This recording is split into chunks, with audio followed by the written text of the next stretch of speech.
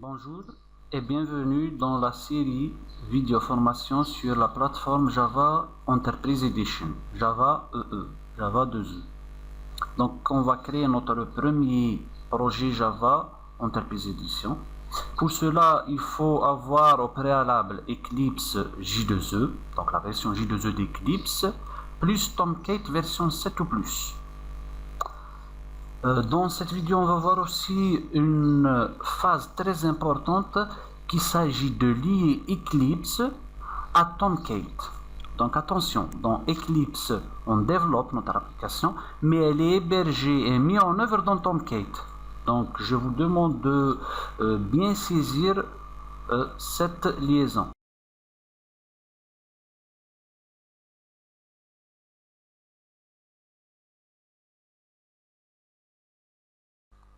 Créons alors notre premier projet Java J2E.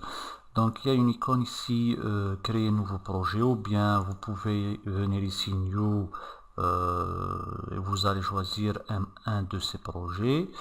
Donc on va utiliser tout simplement ce raccourci, une boîte dialogue s'ouvre, donc on va y aller dans la catégorie web. Et on sélectionne Dynamic Web Project. Donc pour créer un projet Java J2E sur Eclipse, il faut y aller dans File New ou bien directement via ce raccourci New Project. Donc et sélectionner Dynamic Web Project dans Web. Next. Alors cette étape est très importante. Donc un nom, on va créer mon premier projet J2E.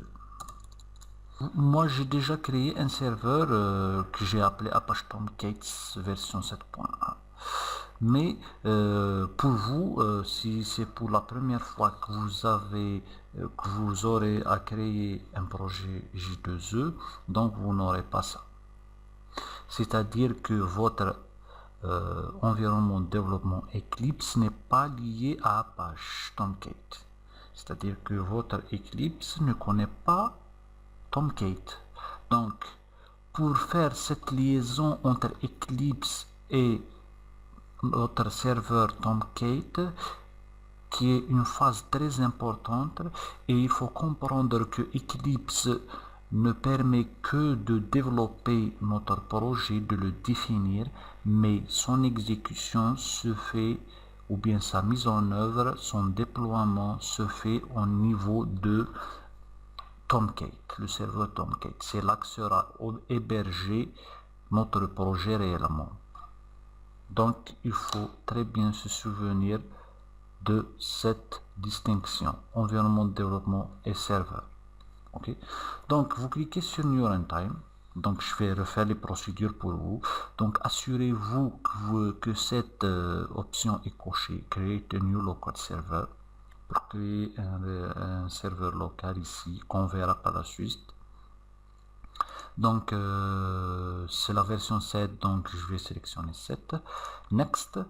Donc là je vais d'ailleurs lui automatiquement il me met ici 2 parce que c'est la deuxième instance du serveur Tomcat que je fais. Donc Apache Tomcat version 7.0 2. Puis je parcours le dossier vers le serveur Tomcat. Donc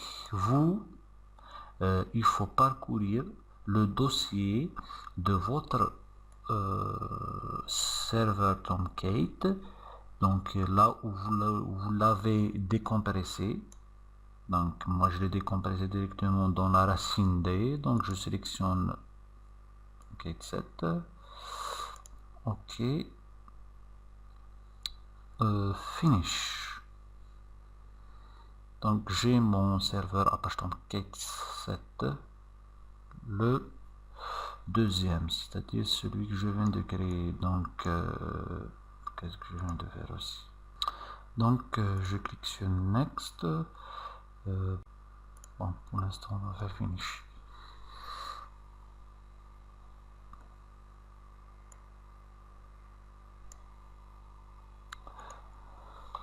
Donc Pour l'instant, on n'aura besoin que du web content. Donc c'est là que toute ressource web sera mise. Et là, c'est nos classes Java dans source. C'est les sources dont vous avez besoin d'utiliser toujours dans les projets Java standard. Ok, donc pour notre premier projet, on va juste créer une page HTML. New HTML page.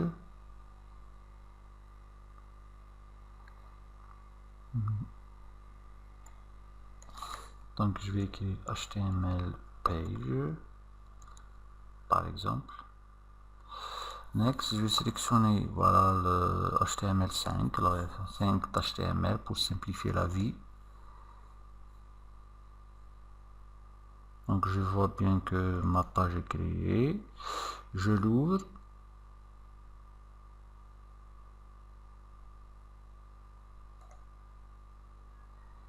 Bon, moi j'ai lié les pages HTML à Dreamweaver C6.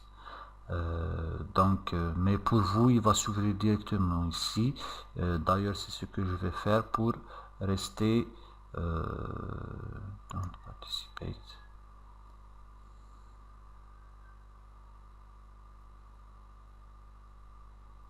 Donc c'est pas méchant ça, donc c'est pas grave. Split. Bon, je vais réduire ça. Donc vous aurez quelque chose comme ça. Open with. Donc vous aurez exactement ça. Moi j'ai juste lié les pages HTML dans Eclipse à Dreamweaver, sinon rien de spécial. Donc je vais écrire ici quelque chose. Hello world. Donc on va tester maintenant. On va tester si notre page va afficher Hello World. Pour ça, un clic droit ici. Donc je vais le faire ici. Run as, run on server. Donc il va me donner le choix. Donc là, qu'est-ce que j'ai comme serveur? Donc j'ai celui-là stopped.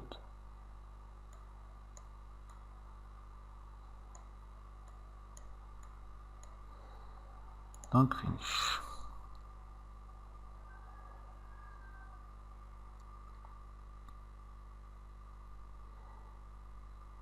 Donc finalement j'ai Hello World. Donc qu'est-ce qu'il faut remarquer ici? Que notre page ici, on la voit dans le Eclipse, on la voit dans le web content.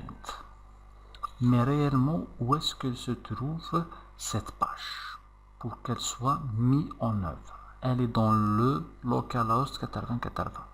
C'est-à-dire qu'elle est hébergée dans Tomcat, dans notre serveur. Là où vous avez décompressé votre serveur Tomcat. Il faut garder ça en tête. Donc ce n'est pas, donc ici, ce n'est pas ce chemin-là exact.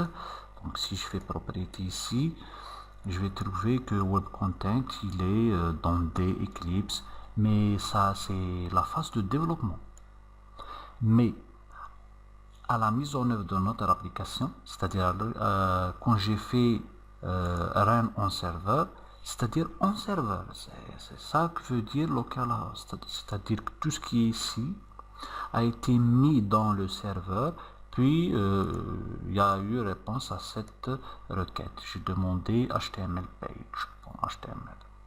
Ok, donc n'oubliez pas cette distinction. Je développe ici, mais le déploiement c'est dans le serveur. Et ça, comment ça s'est fait automatiquement? Donc si vous vous souvenez bien, on vient juste de lier Eclipse au serveur, New Runtime, etc.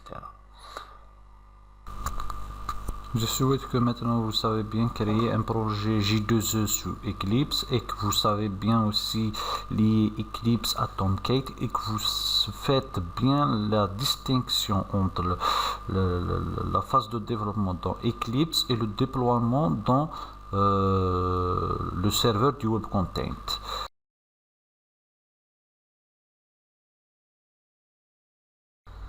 Je souhaite que maintenant vous savez créer un projet Java J2E et que vous savez bien faire la liaison entre Eclipse et Tomcat. À une prochaine vidéo.